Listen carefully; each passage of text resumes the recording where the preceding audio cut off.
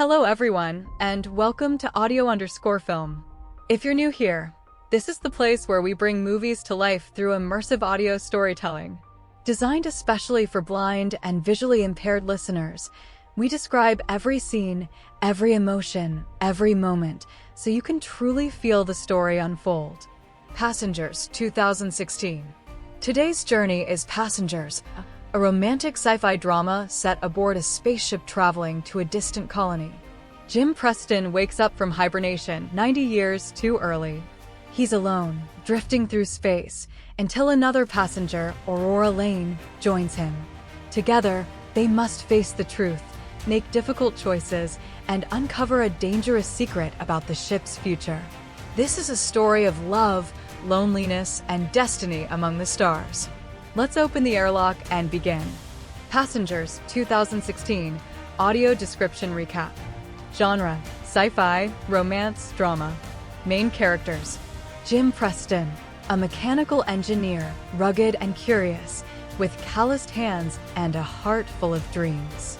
Aurora Lane, a writer with fierce eyes and elegant composure, a woman drawn to the unknown. Arthur, a humanoid bartender with a polished smile, a waistcoat, and eternal patience. The Avalon, an enormous starship, more than a ship, a character in itself, silent, immense, a cathedral of metal and light gliding through deep space. Part 1, The Awakening. The screen fades in from black. Silence. Then a low hum. It grows into a slow, resonating vibration. The camera glides through an endless void of space, scattered with stars like shimmering dust. Out of the darkness, a colossal ship comes into view. Sleek, vast, and shaped like a giant gyroscope, the Starship Avalon travels across the galaxy, shimmering in silver and blue. It looks alive, like some great mechanical whale swimming through a cosmic ocean. Inside, thousands of passengers lie frozen in suspended animation, each one sealed in a pod, peaceful, eyes closed, as if dreaming. Everything is automated. No movement.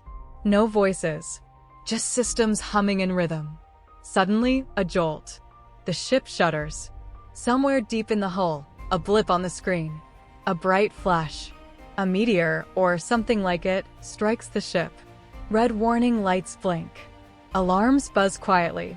Systems scramble, rerouting power, assessing damage. Inside one of the hibernation chambers, a pod flickers with light. A blinking indicator. Then a hiss. The pod begins to open.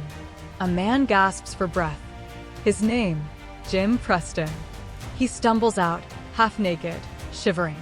His hair is messy. His eyes dart around, disoriented. His breath is visible in the cold. Lights flicker on in sequence, as if waking up the corridor to greet him.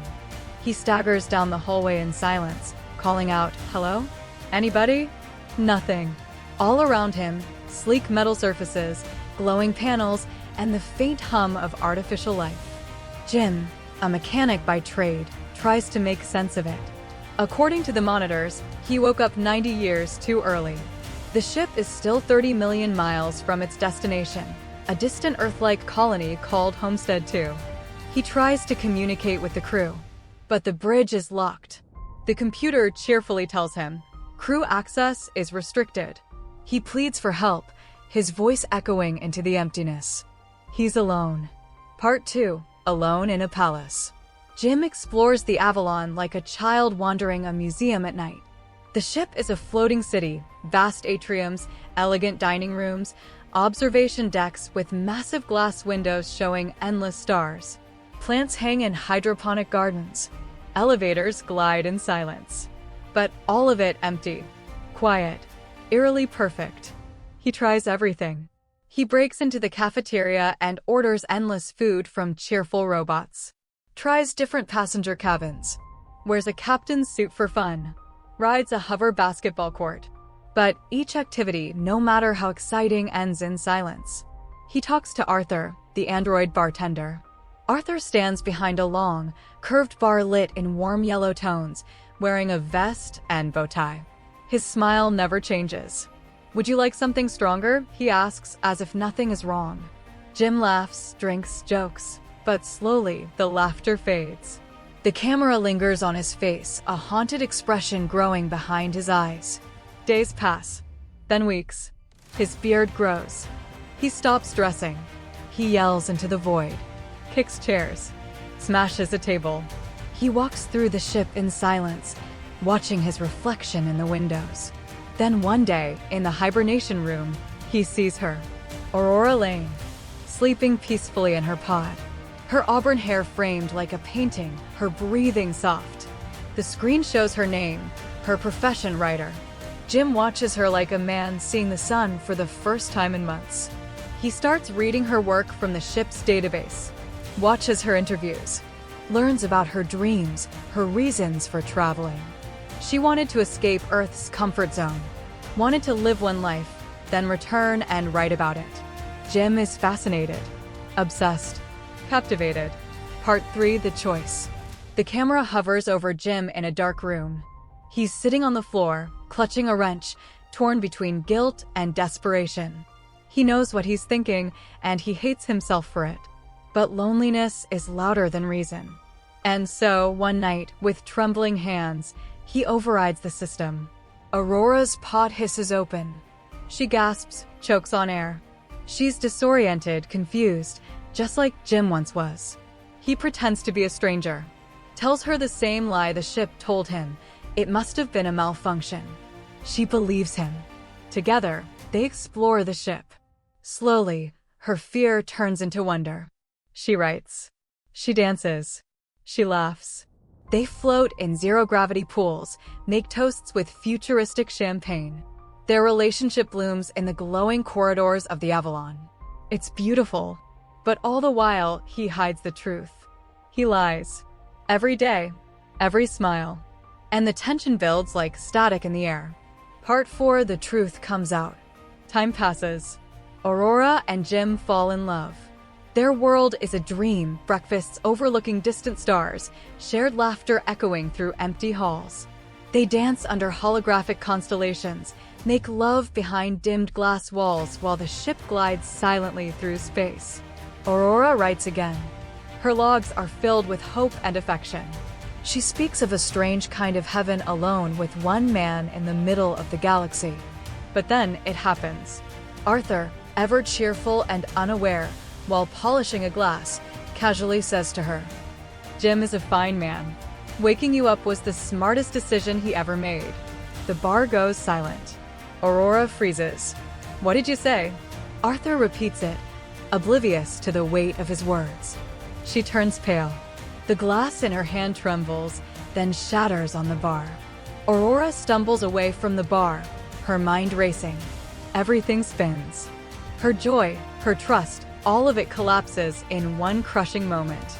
She runs through the ship, replaying memories now tainted with betrayal. Later, she confronts him in a hallway full of flickering lights and synthetic plants. Her voice is raw, shaking with disbelief and fury. "You killed me." Jim tries to explain, but his words fall apart. She screams. She hits him. Her fists pound against his chest. The camera doesn't cut, it lingers on her heartbreak, his shame, and the silence that follows. From that moment on, she avoids him like a ghost. She eats alone, sleeps alone, writes angry monologues into her journal. Even the ship seems colder, the lights harsher, the corridors more hollow. Jim returns to solitude. But now, it's worse than before. He's not just alone. He's hated. Part 5: Malfunction. Time drags on. They live like strangers aboard a paradise-turned-prison. And then, something else goes wrong. Systems begin to fail. Doors glitch. Lights flicker. Water stops recycling. Jim investigates, crawling through narrow maintenance shafts, scanning control panels. He discovers damage from that meteor collision, critical failures in the ship's core systems. If left unfixed, it will spread. Then, a miracle. Gus Mancuso, a deck chief, wakes up, another pod malfunction. A man in his 60s, Gus is groggy but experienced. Played by Lawrence Fishburne, his voice is deep, authoritative. Together, the three of them begin diagnostics. Gus limps through the ship, helping Jim trace faults. Aurora watches from a distance, not ready to forgive, but curious again, drawn into the problem they now share. But Gus's body is failing. His pod damaged him irreversibly. In the medical bay, sleek, sterile, with floating holograms, he lies on a metal bed, eyes sunken, breath shallow. Before he dies, he grants Jim access to the ship's restricted systems. His final words are simple: make it right. Now, it's up to Jim and Aurora. Part 6, The Reactor. They discover the ship's main reactor, a glowing, pulsing core located deep in the heart of the Avalon. It's overheating. Vents are jammed. Heat is rising. If they don't fix it, the entire ship and all 5,000 sleeping souls will be lost. Jim needs to enter the manual venting chamber, a narrow shaft filled with fire and pressure. It's a suicide mission. Aurora begs him not to. Her rage is gone now, replaced by fear. She's already lost a future once. She can't lose him too. But Jim is determined. He suits up in a heat-resistant exosuit. Aurora helps him seal the helmet, tears in her eyes. They hold hands one final time. He smiles at her. Thank you for talking to me. He descends into the chamber, metal walls closing behind him. Flames erupt around him. The pressure is unbearable, but he endures it. Step by step, breath by breath, he makes it to the manual override lever. He pulls it. With a great mechanical groan, the system vents, pressure releasing like the scream of a dying beast. The reactor stabilizes. Jim is thrown back by the force. In the command center, Aurora screams his name over the comms. Silence. Then his weak, wheezing voice crackles through. Still here. He's alive. She sprints to the airlock. The camera follows her running down corridor after corridor, lungs burning. She reaches the door, finds him floating unconscious in his suit, faceplate cracked. She pulls him inside. In the med bay, she places him in the autodock, a medical pod that scans and repairs. The machine beeps. Processes begin. She stands beside him, trembling, waiting. He gasps. Breath returns. Aurora collapses into his arms. And this time, she doesn't let go. Part 7, One Life Together. Time passes once again. But now, the ship is stable. Systems are functioning. The crisis is over. Jim and Aurora live in peace. They find a rhythm, a quiet harmony. Days flow into each other like soft waves. They garden in the hydroponics bay, tall green vines and flowers now thriving under artificial sunlight. Birds, tiny robotic companions, flutter gently through the warm air. They read, they write, they dance. Their world, though small, becomes a home. One day, Jim discovers something in the autodock, a way to re-enter hibernation. One person, only one. He tells Aurora, this is your chance. You can wake up on Homestead too. You can have the life you dreamed of. You can tell our story. She's quiet. For a long time. Then, she shakes her head. I already am. The camera slowly pulls back. We see them standing hand in hand beneath a canopy of soft light.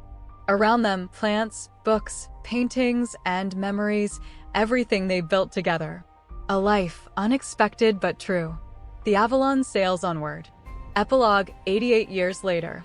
The ship finally arrives at Homestead 2. A soft female voice speaks over the intercom. Disembarkation begins shortly. Crew members awaken from their pods, yawning, stretching, unaware of what happened. They walk through the corridors and stop. The atrium is transformed, overgrown with trees and vines. Flowers bloom from railings. Birds chirp.